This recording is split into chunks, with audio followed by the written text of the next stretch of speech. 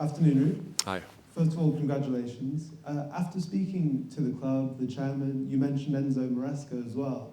What made you feel Leicester was the right fit? Of course, when the first approach was there, and you're going to think about the club and the players and the setup and the training ground and all of these questions you have, and you're curious about people who work there. And of course, Enzo, being a great friend and a former teammate, he was the first one to call. And what better information could I get? And but to be fair, when we played against each other in the Premier League game where I did the interim against Chelsea, half an hour we spoke, and I didn't know yet about Leicester, but we spoke about it, and he was already quite positive, and very positive actually. So that only got better when I spoke to him, and I have to say he was absolutely right, being according to the first impressions that I get. And for you personally, you've obviously worked through the age groups at PSV, your national side, you went back to Manchester United as well. On a personal level, what does this opportunity mean for you to be in your first job in the Premier League? Yeah, a lot. I think to be managing this club and this group of players and representing Leicester City in the Premier League, for me, I'm very excited. I'm proud to be able to get the opportunity. The conversations that I had 2 times, I flew out to London to speak with the owner and the director. Were very good conversations and were important to get to know each other and what the ideas are and get together on the same page. And we're both very excited to in the end start working together. And the last time we saw you was just a few weeks ago at Manchester United during your interim role there. It's the first time we spoke to you since Ruud Van Nistelrooy has taken charge there. So what were your conversations like with him as you left your position there? But did that kind of period give you a taste of management once again? Yeah, it was a good period. It was short and intense, but I was happy to help get the club back. Steady the ship, I called it, and the 4 games, and now they're on a run of good results on top of those 4 games. So that's great to see. I really enjoyed it, being responsible, create a connection with the team, with the supporters, and able to turn the momentum for the club a little bit, and that is our job, and that felt great to do, and just got better. Now I'm in this position to do it again. And just finally, you mentioned you were looking forward to meeting Jamie Vardy, and someone you've admired in the past. How has that first interaction been, and did he take long to mention beating your record 9 years ago? Yeah, it's a problem, of course, that he broke my record. So that's what I told him straight away. I said, listen, we have a big issue here. We got to get out of the way before we can even start together. So no, that was the first thing I actually said to him. So I think I just beat him commenting on it. And of course, back in the time, I made a tweet about breaking the record and wishing him well, and then 9 years later, I think on the day, it's weird how things go sometimes, but good stories. Hey Ruud. Hi. Last time I saw you was at Carrington for your last press conference with Man United. Yeah. Now I don't know, you may have been a little bit miffed, the Sunday after that game at leaving. Has that experience not pitched you to be the right person at the right time to get this job? I think those games, I have to be fair, what happened after the games and the amount of interest that all of a sudden was there for me, and the options that came along, I was astonished a little bit by it, because I thought, well, it's 4 games, and I've managed the full season at PSV,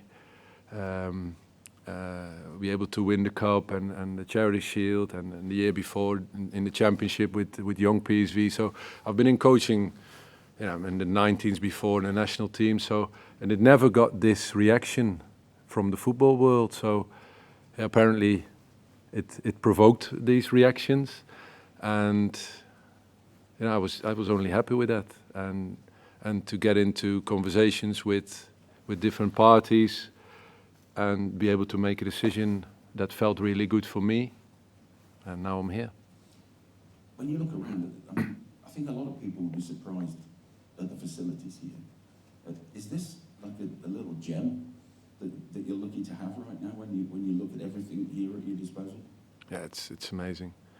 I mean, everybody tells you about how great the facilities are, and then when you come here and see it with your own eyes, like you say, it's hard to believe. And well, exactly a year ago, I was in Madrid meeting Ancelotti, and being 10 days with him and at the facilities over there. But if you change the logos, then it's similar, and it's fantastic, and it's an opportunity here for young players and for older players to use everything possible to develop, to get better, and become better players. And in the end, it's what it's about. You're giving yourself a high mark there, if you're going to compete with him. But I'm just saying. I wasn't saying that. Dan mentioned Jamie Vardy. Now, the former manager, Enzo Maresca, said that he was probably the best striker of his generation. Forget Rooney and Harry Kane. What's your assessment, obviously, being a man in the know? Yeah, no, it's somebody who has a career for a long time and has been performing in all these seasons. He's been fit all along. He's been producing and helping all the teams that he played for. Well, it's the only club he played for, but different teams because he played so long. And he's been producing, and he still is. And I think it's a great striker, and great to have him in the squad. Yeah, thank you. Hi, Ruud. Welcome. Conor Cody said after the weekend defeat against Brentford that we have to look as players at ourselves in the mirror. We are in a dark place at the moment. So how will you go about showing them where that light is and lifting spirits? Yeah, I think that is what needed to be done. And the Sunday was the first time that I was here. Was it yesterday? It feels longer now. Feels longer. But yesterday was the first time I met the players and staff and members, everybody here was working, and I had a meeting with the players, and it was the first thing to address the situation that we're in and the challenge that we're facing and what's necessary to get out of that situation where we're in. Obviously, with the run of results over the last weeks and the Brentford game, it's up to reacting and clarity about how we're going to do things. And of course, in 2 days, it's difficult to make a lot of changes. But as a staff, we started to make the changes that we think are necessary in the style of play and in the training sessions and in the structure of the team, but little by little, it's time to build a foundation of a highly motivated, fit team that can compete in this difficult league.